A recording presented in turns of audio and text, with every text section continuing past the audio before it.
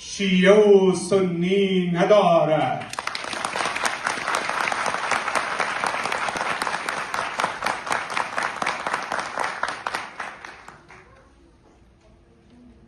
دوستان گرامی، 30مین سال روز شهادت رهبر سترک، رهبر فرزانه، مرد عدالتخواه، چریک نامدار،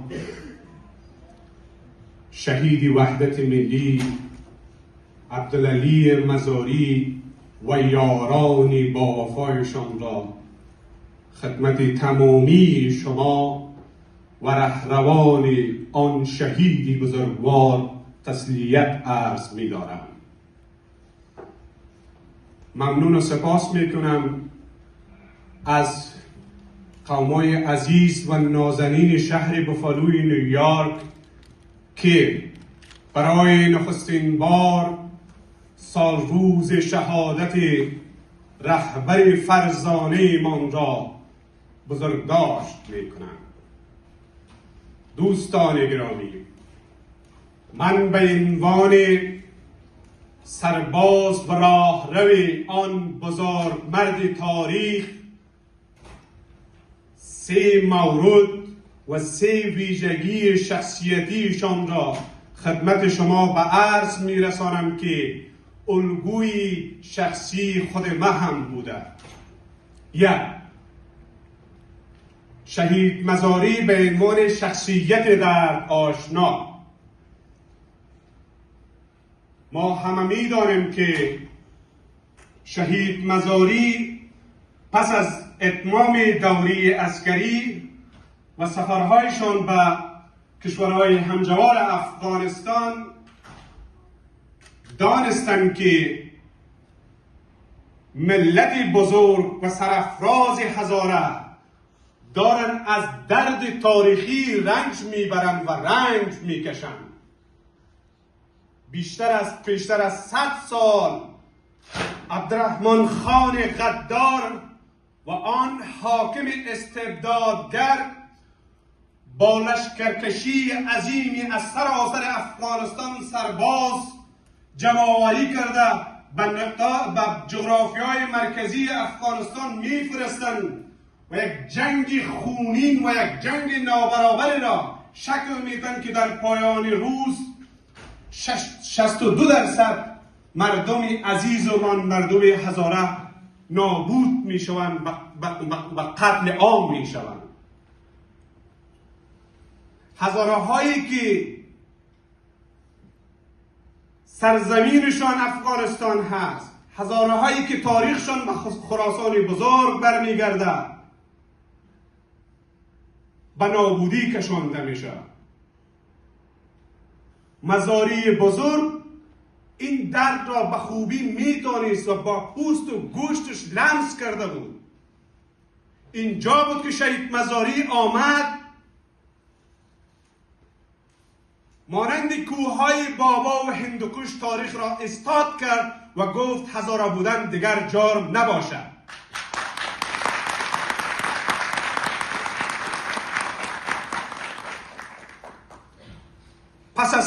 پس از سالهای طولانی این مورد را ما با جمعی از همسنگران ما در کابل افغانستان آمدیم، از شهید مزاری الگو برداری کردیم و خودمان را راهروی آن بزرگ مرد تاریخ دانسته شورای سراسری هزارهای اهل سنت افغانستان را شکل دادیم.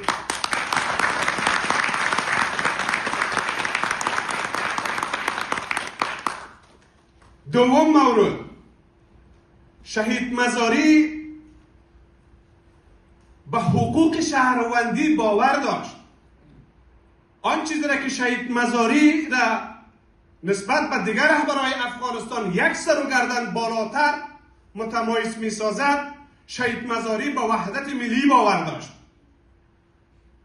شهید مزاری عدالت اجتماعی در افغانستان می خواست که تمام اقوام افغانستان در پرتو عدالت اجتماعی باید زندگی بکنند. شهید مزاری به حقوق زن باور داشت. شهید مزاری مدل حکومت فدرالی را در افغانستان میخواست. شهید مزاری انتخابات میخواست که همه مردم افغانستان برن پای صندوقهای رای زعیم آینده خودشان را انتخاب بکنن. بحث زنها امروز خیلی برجسته هست. شما میدانیم که پس از گذشت 30 سال باز هم گروه متحجری حاکمیت افغانستان را به دوش گرفته که متاسفانه خواهران و مادرانمان را نی به دانشگاه ها میمانند و نی به کار میمانند. این ظلم هست. به قول شهید مزاری بزرگ، این جفای بزرگی هست که ما نیمی از قشر جامعه افغانستان را حذف بکنیم. ما در کنار خواهران ما، در کنار مادران ما تا پایان جان مبارزه میکنیم که در جامعه افغانستان حضور زنان و بانوان برجسته باشد.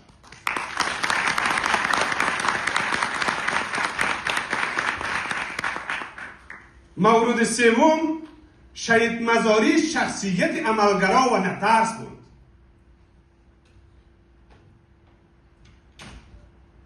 ما یکی دو روز پیش یک مصاحبه‌ای را در تلویزیون افغانستان اینترنشنال دیدم که یکی از مجریای تلویزیون افغانستان اینترنشنال با آقای رسول طالب بحث میکنن. بسیار واضح و مشخص بود که یک مجری چقدر میتونه عقده‌مندانه بیا بحث مطرح کنن. از آقای طالب بپرسه که شما چرا سکوت کردید؟ امروز قاتلای شهید مزاری در افغانستان حاکمیت میکنن. موقف شما چیست؟ آیا شما به جنگ میروین یا نه؟ آیا شما خط شهید مزاری را تعقیب میکنین یا نه؟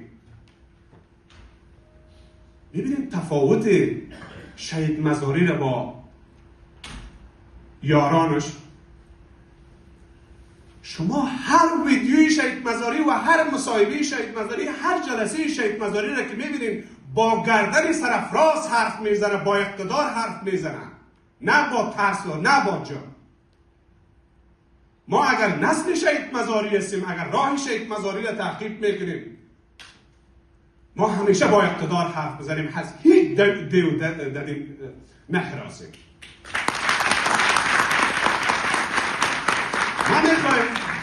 ما میخوایم از همین جا به جواب آن مجری مغرض بگوییم که طالب تنها قاتل شهید مزاری نیست. طالب قاتل استاد ربانی هم هست. طالب قاتل احمد شاه مسعود هم هست. طالب قاتل جنرال رازق هم هست. طالب قاتل صدها سرباز وطن هم هست که به قربانگاه کشانده است. اما رقمی که شهید مزاری عدالت اجتماعی میخواست، وحدت میخواست، امروز باز هم ما صدا میکنیم که حرف شهید مزاری را بیاین به کرسی بشانیم. امروز نیاز است که ملت و مردم افغانستان کنار هم بیان، یک حکومت پاسخگو بسازند. در غیر از صورت اگر نیاز شود این ملت هزاره همون طوری که قربانی داده باز هم قربانی میده در مقابل استبداد. دوباره استاد میشه مزار گونه، پوز استبداد به خاک میماند.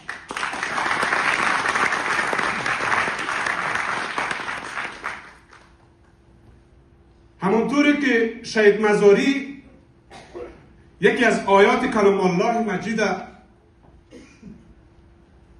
نقل میکنه که خداوند در قرآن عظیم شان میگه که من سرنوشت هیچ ملتی تغییر نمیکنم مگر اینکه خود مردم و ملت سرنوشتشان را تغییر بدن.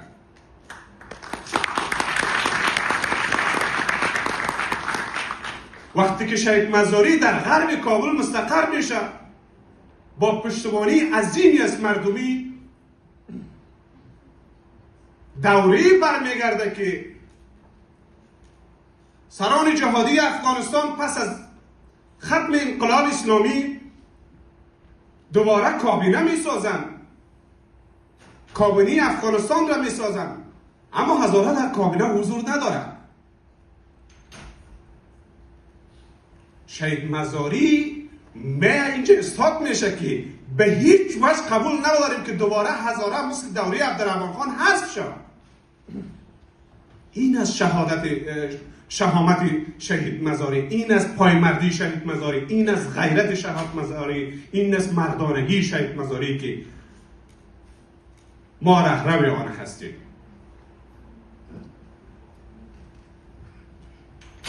در بحث آخر من میخوایم خدمت شما یک کمی معلومات از فعالیت‌های جامعه هزاره اهل سنت و ساعات هزاره اهل سنت خدمتتان معلومات بدم. در دوره‌ای که شهید مزاری زندگی میکرد، همونطور که پیشتر شما یکی از ویدیوهایشون را دیدید که شهید مزاری گفت مردمایی هستند که از بادغیس هستند، از کندوز هستند، از بغلان هستند، از سرخ پارسا هستند، از جاهای دیگر هستند. اونا از آرای اهل سنت بودند که با شهید مزاری آمدن وصل شدند. شهید مزاری شخصیت با اعتماد بود. وقتی که به طرف غرب افغانستان سفر کرد، دوستا روایت داشتن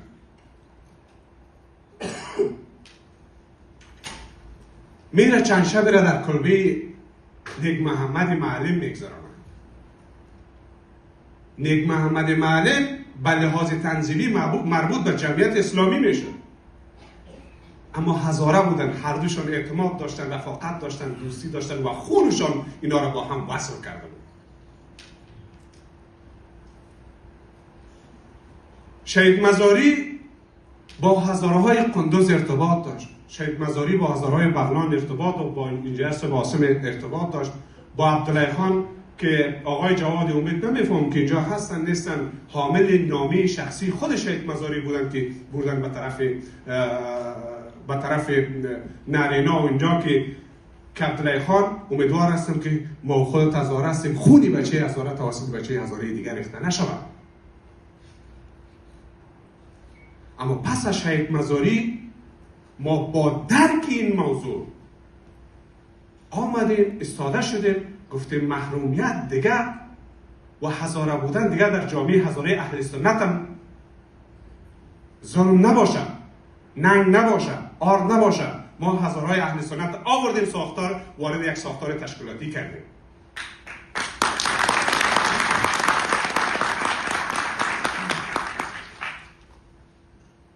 من فکر میکنم که به ما فشار دادن که باید کوتاه‌تر صحبت کنم. بحث پایان میتم، اما ما برای از همین تریبیون بر تمام هزارهای عزیزم، برای قومای نازنینم، برای تمام رهروای راه شهید مزاری چند تا مورد پیشنهاد دارم. یک،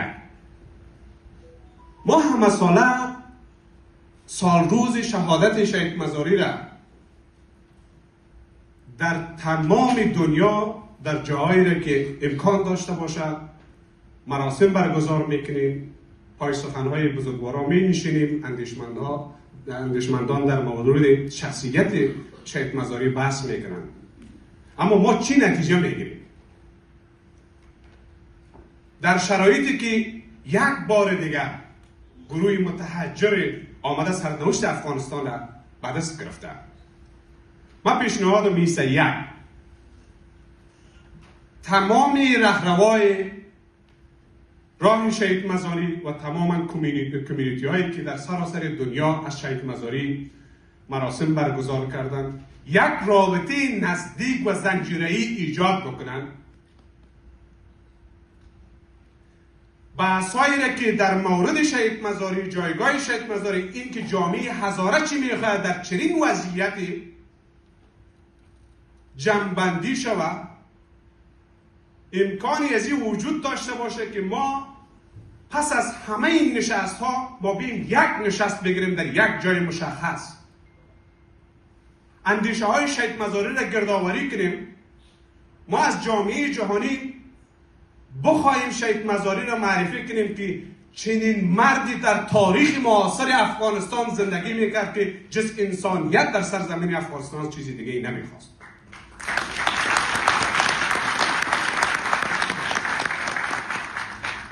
دو، برای هزارهای عزیز ما که در آمریکا زندگی میکنن پیشنهاد من ایسته که یک چتر واحد بسازن. تمام کمیونیتی هایی که بیانات های مختلف هستند با هم در تماس باشن، هماهنگی داشته باشن و سال روز شهید مزاری همچنان برنامه‌های قومی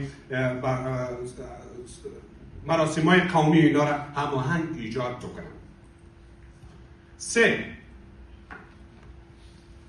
سوم پیشنهاد میسته که قوم‌های نازنین ما جغرافیای هزاره را از بامیان و دایکنی بکشیم. ما آمدیم با یک نسلی که راه شهید مزاری است جغرافیای هزاره ها را از بامیان تا بدخشان و تا پنجشیر و تا بادغیس و تا لغمان و اونجا رسانده و این جغرافیا حفظ شد.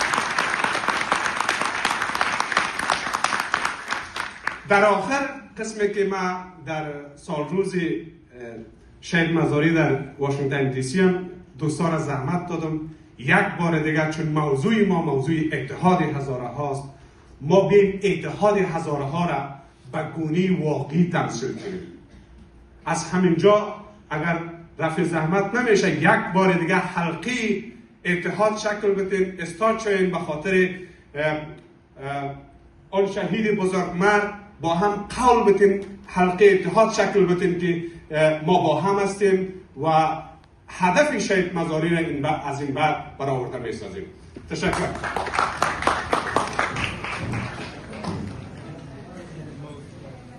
ممنونتان. و تمام هزارهای دنیا میگم که متحد باشن و یک پارچه باشن، هزاره ها را همیشه یکی ببینن. سلامت.